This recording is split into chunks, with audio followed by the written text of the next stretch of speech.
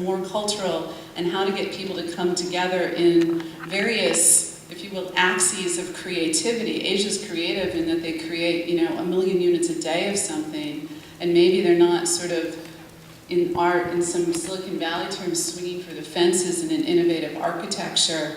But boy, can you combine those two axes and the sensibility around these things, process windows and yields and, you know, drop test, all of that has to work on any product you make.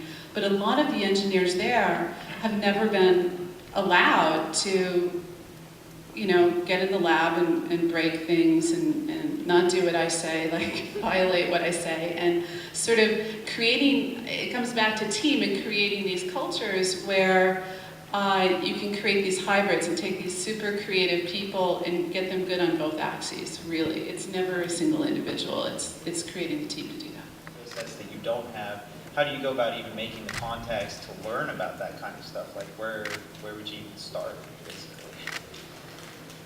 Yeah, interesting, because there's not enough.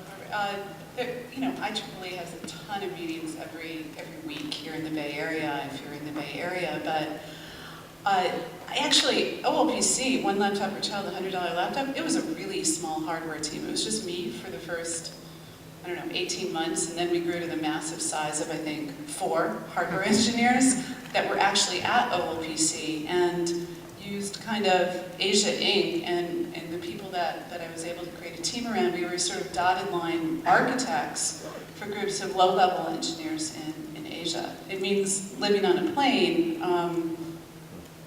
You know, if you love it enough, you're willing to do that. It means learning the various languages and so forth. But there are, it depends the scale of what you're trying to do. And if you're saying, yes, I like that, but you could join that team or take it apart, or it's hard because you can hack different things, but it tends to be a big thing hanging, you know, a functional tethered prototype, and it's really hard for a VC to get. VCs actually, they don't have the core competence anymore in Silicon Valley, pretty much too.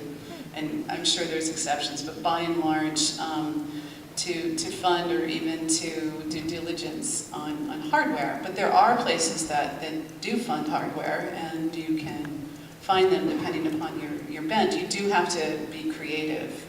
There are angels, certainly, and super angels to fund it, and there are, you know, the hacker spaces if you need to borrow an oscilloscope or whatever, an SEM. But you know, it's not easy, but then again, there's not this sort of path, you know, there's not much competition, so there's an advantage.